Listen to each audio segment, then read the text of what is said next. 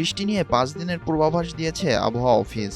বৃহস্পতিবার ৯ এপ্রিল সন্ধ্যা ৬টা থেকে পরবর্তী ১২০ ঘন্টার জন্য এই পূর্বাভাস দেওয়া হয়েছে।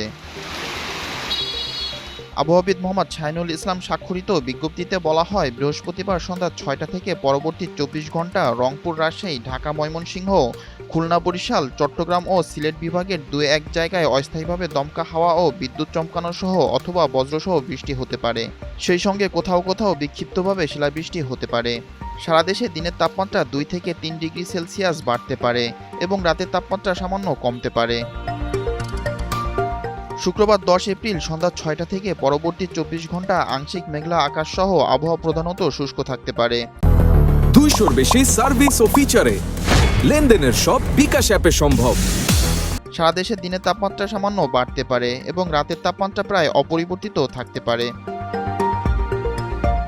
এছাড়া শনিবার ১১ এপ্রিল, রোববার ১২ এপ্রিল ও সোমবার ১৩ এপ্রিল সন্ধ্যা ৬টা থেকে পরবর্তী ২৪ ঘন্টা চট্টগ্রাম ও সিলেট বিভাগের ২-১ জায়গায় অস্থায়ীভাবে দমকা হাওয়া ও বিদ্যুৎ চমকানো সহ বৃষ্টি অথবা বজ্রসহ বৃষ্টি হতে পারে।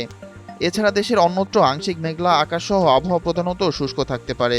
সারা দেশে দিন এবং রাতের তাপমাত্রা সামান্য বাড়তে পারে। বর্ধিত সময়ের পূর্বাভাসে বলা হয়, দিন এবং রাতের তাপমাত্রা আরও বাড়তে পারে। বিপ্লব শেখ, এনটিভি অনলাইন।